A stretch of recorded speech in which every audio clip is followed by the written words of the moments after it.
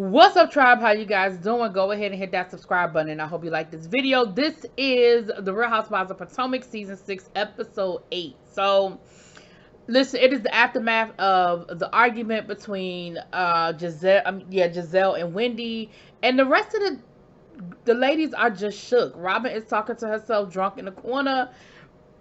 The Chinese food arrives just in time, and there is a very quiet, awkward dinner. Okay, now I thought it was interesting that Robin asked Giselle, "Are we mad at Ashley?" Because that told me a couple of things. First of all, that told me that you absolutely get your marching orders from Giselle.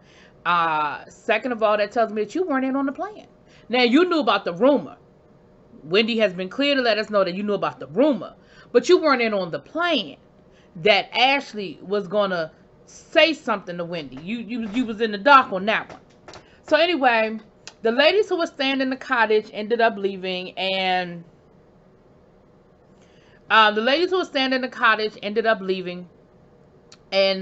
and we see Wendy have a very vulnerable moment with Karen and Askala.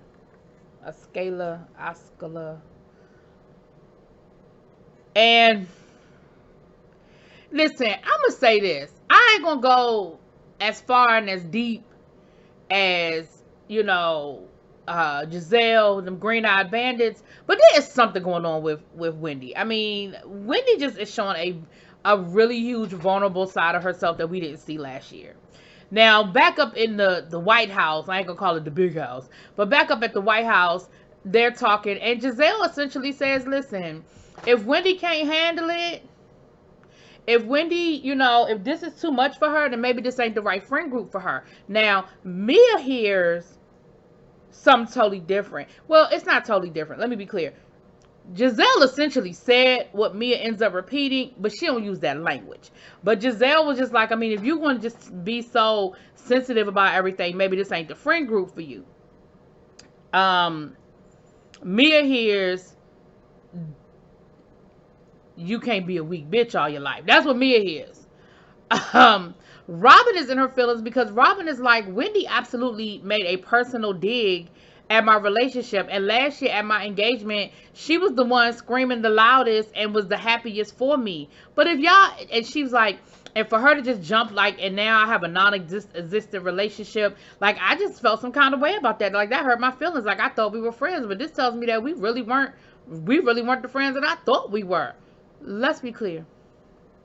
We all said last year that we didn't understand why Wendy was doing the most because she was the newest person to the friend group. She hadn't been on this road with you and Juan like the rest of us had. I mean, other than via our television sets. So we didn't understand why she was the loudest one yelling when it happened. So you can't take that to heart. Wendy was being extra and trying to get some screen time, girl. She didn't really care. Anyway, the next morning, Giselle is in the pool doing her, I guess it's her morning routine. She told y'all she do her water aerobics. That's her new thing. And they're getting ready to go to the swearing in ceremony for Karen. So Karen getting her makeup done, and she asked if she could get her makeup done, at the main house. And Candace was like, come on, girl. And the rest of the ladies are there, having breakfast. And Wendy comes in, and Giselle's like, Wendy, I really would like, when you're ready, I would like for us to sit down and have a conversation. Baby, when I tell y'all, Wendy paid Giselle absolute dust.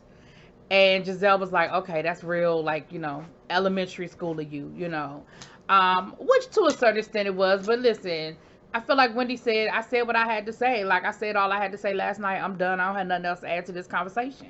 You know how I feel. And we see Robin talking to Juan on the phone. Juan was getting a haircut, so he was too busy to talk to her.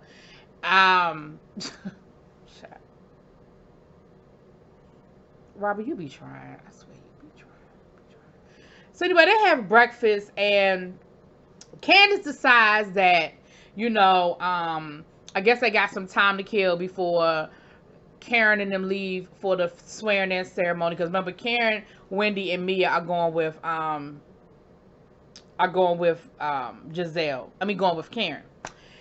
So Candace decides that she gonna have a dance contest to see who gonna be the new backup dancers in her video. And that is when we find out, a little known fact, hip hop history fact, that Robin, Dixon was in a Bad Boy video back in the day. She was a video vixen.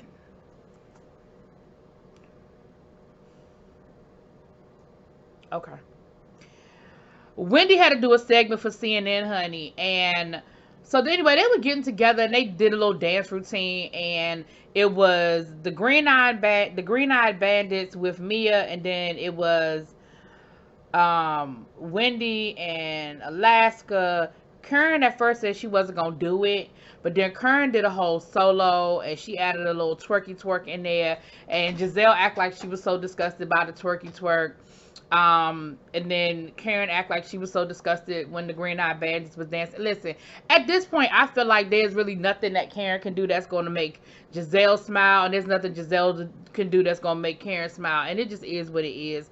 I'm sick of both of them when it comes to that, to be honest with you. Like, either there's going to be resolution or there isn't, but I'm sick of both of them. And it was cute. I mean, we heard a little bit of, Candace's video, Candace's song, which the video is out for. Out now. So it was cute. It was something to do. It was something to kill time, So later on, we do get a scene with Ashley, but I don't think any of us care. It's Ashley at home. Michael comes home and buys her, I'm assuming, a push gift. It's a ring with the birth dates and the names or initials of all the boys. Whatever. Yeah, anyway. So while Kern, Mia, I have to keep saying Kern. I have to say it with my DC accent. While Kern, Mia, and Wendy head down to Surrey County, Virginia to get sworn in, for her to get sworn in, the ladies go play tennis. And it ends up being the Green-Eyed Bandits against Candace and Alaska. And what I found interesting was Candace was the one that grew up in the gated community and went to the country club. And that girl couldn't have hit that ball to that racket if it was a volleyball, okay? Candace was all kinds of all over the place, all right? And them Green-Eyed Bandits actually had a little bit of one too when it came to tennis, right? They was serving, they was returning, they was volleying and all of that. Robin even had a little tennis outfit on. I said, okay, I see you, Robin. You can hang out with Toya down to the Married to Medicine, okay? She looked like she had a little bit of tennis going on. But it was cute. They had made a bet that the losers have to rub the winners' feet. The winners ended up being them Green-Eyed Bandits, and Candace nor Alaska decided that they was gonna rub their feet. They poured some water on it and was like, be happy, okay? Then they ended up having a conversation about why they felt like Wendy came for them the way that they did. And I can appreciate the fact that Candace was like, cause you're mean. Cause the two of y'all get together, y'all become the Green-Eyed Bandits, and y'all are bullies. Y'all are mean. And they really sat there and acted like they know and they didn't understand, and it was the craziest thing they'd ever heard. Y'all have been hearing this for 6 years. 6 years people have been saying this about y'all. Stop acting like this is new information that you don't know nothing about, that you ain't never heard nothing about. It's not. Anyway. Now down to Surrey County. Kern is sworn in. She gets the key to the county. She's going to be the new ambassador. And go for it. I'm here for it, Karen. We got to see a whole come to Surrey County, a whole tourist video after her swearing in. So she is already on the job. It was posted on her social media. She is on the job, honey. Oh no, maybe it was on social media. It wasn't a commercial. Anyway, I saw it recently. But she is on the job. I'm not mad about it. I'm here for it.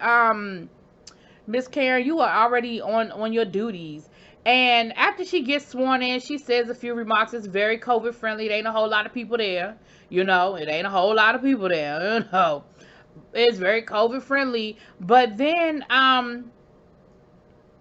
Ray was there and he had flowers for her and everything. So Ray get up there and Ray made this announcement about LaDom expanding and they're going to be selling candles now. So, of course, the cameras immediately pan over to Wendy. And Wendy was like, oh, Well, Karen neglected to mention anything about a candle line when I was asking her for advice about mine.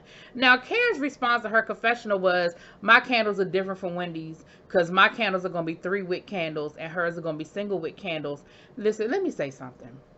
As somebody who loves candles, it is a difference between a 3-wick and a 1-wick, okay? There is absolutely a difference. But let me say this about this.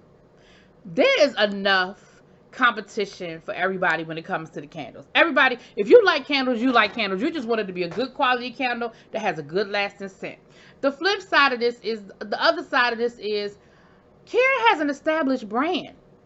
Maybe the candles are going to smell like the La Dame cologne or parfum. You know, like maybe this is something that Karen was already working on.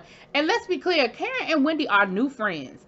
New friends don't get all the tea. New friends don't get all the information. Remember last year, ain't nobody know nothing about Karen's wig company except for Monique until Karen was inviting them to the launch. And they was like, you doing wigs? Yeah, because Karen ain't tell y'all hoes. You know why Karen didn't tell y'all hoes? Because when she told y'all she was doing the perfume and it was taking her longer than y'all thought it was supposed to take her to put her perfume out, then it became the joke. Every time y'all had something to say, it was all about, well, where's your perfume, Karen? What's taking so long, Karen? I don't understand, Karen. They're the same people that had the biggest problem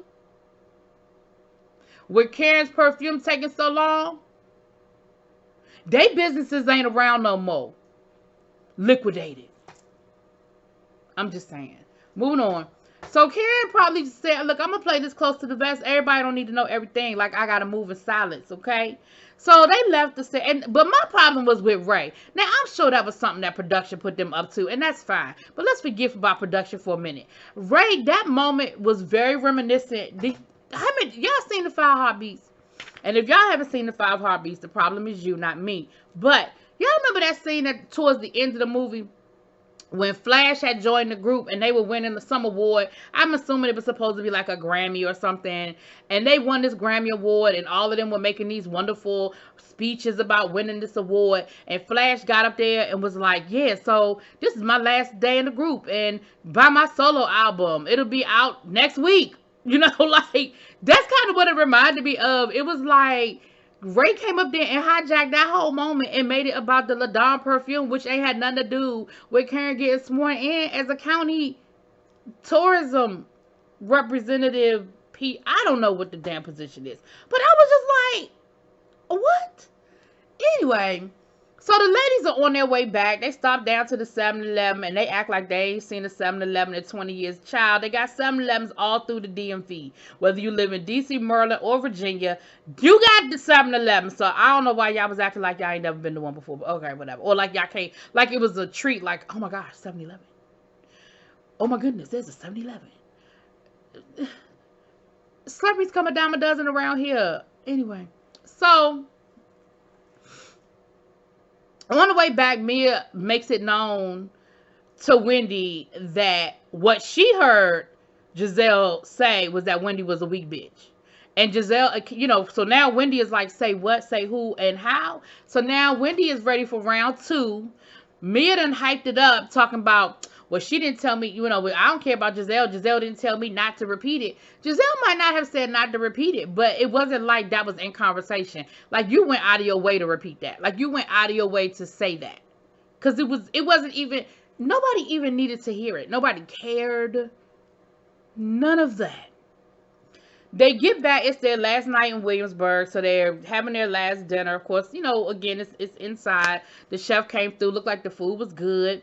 And Candace is on the phone with Giselle, letting her know that it's cocktail hour. You know, like, she wants them to dress up a little bit. And she was like, yeah, no jeans, you know. And as soon, you know, and of course, the camera being shady, they pan over to Giselle, who put on jeans, okay?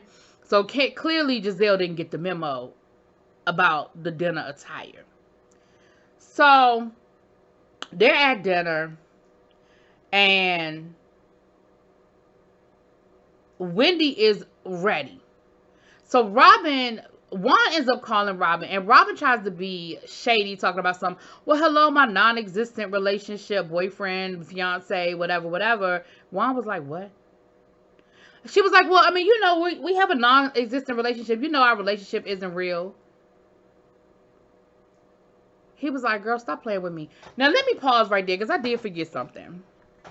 When they was out by the pool talking, Robin let us know that Juan had missed the birth of their second child.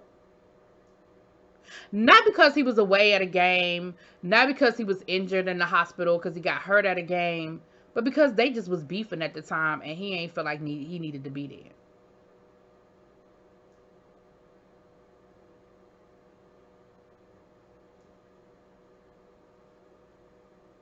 The fuck? Okay. But Mia said that her baby daddy, for the father of her first child, was across the street at the club until it was time for her to deliver, and then he showed up with his PlayStation, or Xbox, whatever it was. But I feel like I would rather him be there with his Xbox than not be there at all, cause we beefing. Listen, I don't care if we don't sit there and we don't speak to each other the whole time I'm giving birth. What you not gonna do is decide you're gonna miss the birth of my child because you mad at me. That's what we not gonna do. And I don't know how we come back from that. Like, I get it that time heals all wounds, and I get all of that, but I don't know how we come back from that. There's just some shit. Me and you can be cool again. Me and you might even be friends again. But I just don't know if I ever trust you again. Anyway. And definitely not trust you with my heart. Anyway. So,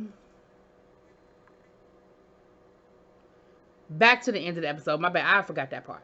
So back to the end of the episode. So we get to the end of the episode, and we did, because this was the last little scene, and we're still at dinner, and Robin, so when Robin gets off the phone, Wendy was like, listen, Robin, last night, I kind of lost it. I sort of blacked out a little bit, and I apologize if, my daggers hit you.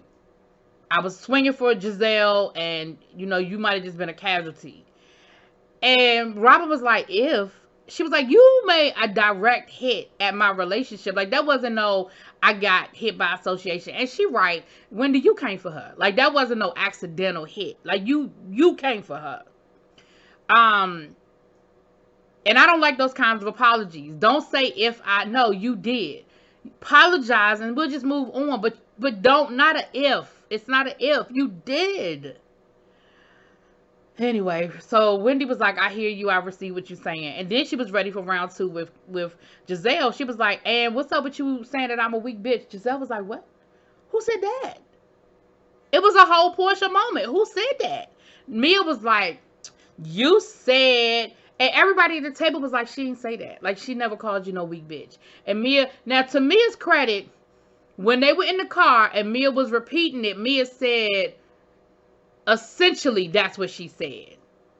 But she didn't even, but now Mia is like, I heard you say bitch. I heard you. And they was like, no, she didn't. And she didn't. She never used that language, but that is essentially what she was saying.